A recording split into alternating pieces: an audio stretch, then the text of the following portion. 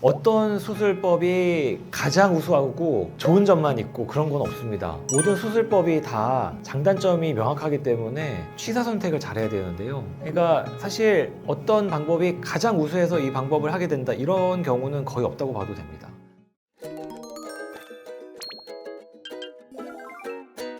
나이랑 이제 시력 교정술은 좀 고려해야 될 것이 많은 상관관계를 지니고 있습니다. 일단 나이라는 게 또 어느 정도냐에 따라 다를 것 같은데요. 먼저 구분을 해야 될 게 백내장의 유무입니다. 백내장이 일단 생긴 분이라면 라식이나 라섹이든 스마일이든 우리가 흔히 얘기하는 그런 각막절삭을 하기보다는 좀 더 기다린 다음에 백내장 수술을 하는 게 원칙상 맞기는 맞습니다. 왜냐하면 백내장이 생긴 상태에서 수술을 만약에 예를 들어 스마일이든 라섹을 했다고 하면 백내장이 생기면서 우리 눈에 굴절 이상, 그러니까 근시, 원시, 난시 이런 것들이 시간의 흐름에 따라서 변하게 됩니다. 그러니까 사실은 수술을 했는데 시력이 떨어진다거나 여러 불편감이 생길 수 있거든요. 그래서 이런 분들은 백내장이 생긴 분들은 사실상 좀 시간을 두고 기다려서 백내장 수술을 하는 게 맞기는 맞습니다. 만약에 백내장이 없고 예를 들자면은 30대 중후반 분이라면은 사실 40이 넘으면 노안이 곧 옵니다. 그렇기 때문에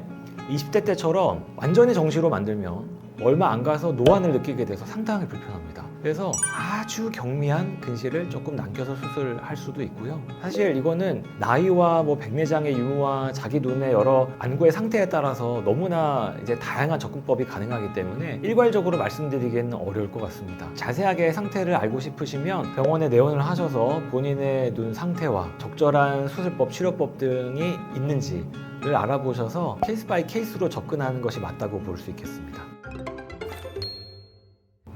제일 많이 받는 질문입니다. 수술법은 다양하게 있는데 어떤 수술법이 가장 우수하고 좋은 점만 있고 그런 건 없습니다. 모든 수술법이 다 장단점이 명확하기 때문에 취사 선택을 잘해야 되는데요. 그러니까 사실 어떤 방법이 가장 우수해서 이 방법을 하게 된다 이런 경우는 거의 없다고 봐도 됩니다. 수술법을 선택할 때 일단은 가장 먼저 주안점을 둬야 될 거는 안전성과 환자분의 눈 상태일 것 같습니다. 사실 눈 상태에 따른 수술법이 이제 안전하게 찾아야 되는 게 당연하기 때문에 둘은 서로 긴밀하게 관계를 맺고 있다고 볼 수 있고, 환자분의 눈 상태를 알아본 다음에 일단은 거기서 가능한 수술법을 추리고 그 다음에 환자분께서 선호하는 수술법이 또 생길 수가 있습니다. 환자분께서 굉장히 활동적이시라서 운동을 많이 하시는 분이다 하면은 라식보다는 라섹을 권할 수도 있고요. 근데 검사를 했는데 각막의 두께가 충분하지 않다, 그런데 초고도 근시다 하면은 안내렌즈 삽입술을 선택할 수밖에 없는 상황이 될 수도 있는 거죠. 그래서 사실 모든 수술법이 다 가능한 분들도 있지만 대부분 분들은 수술 전 검사를 마치고 그 다음에 수술 전 상담과 진료를 통해서 수술법이 자연스럽게 추려질 수밖에 없는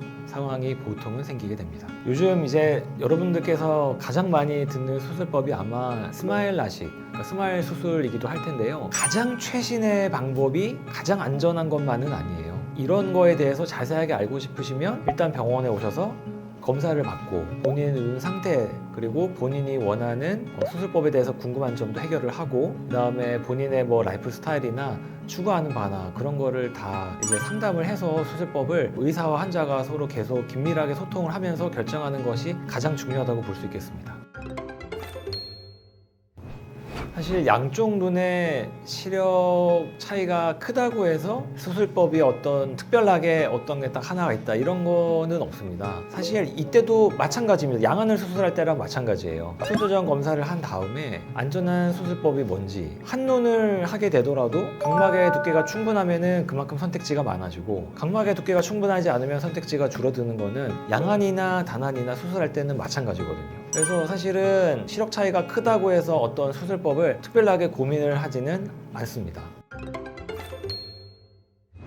고도 근시 중에 이제 심한 분들을 초고도 근시라고 하죠. 초고도 근시가 이제 문제가 될 수 있는 경우는 각막을 절삭해야 될 양이 많기 때문에 이제 그런데요. 각막의 두께가 충분한 분이라면 라섹을 보통 하게 되죠. 라식은 이제 우리가 흔히 뚜껑이라고 하죠. 절편, 플랩이라고 하는 두께가 어느 정도 필요하기 때문에 초고도 근시의 경우에는 하기가 사실상 힘들고요. 각막의 두께가 충분하고 수술이 가능하다면 대개는 라섹을 하게 되고요. 그렇지만 초고도 근시에 중에 초고도 난시까지 있어서 각막을 깎는 수술법이 불가능할 경우가 있습니다. 그럴 때는 이제 추가적으로 안내렌즈 삽입술, 우리가 흔히 ICL이라고 하죠. ICL 수술법을 택하게 됩니다.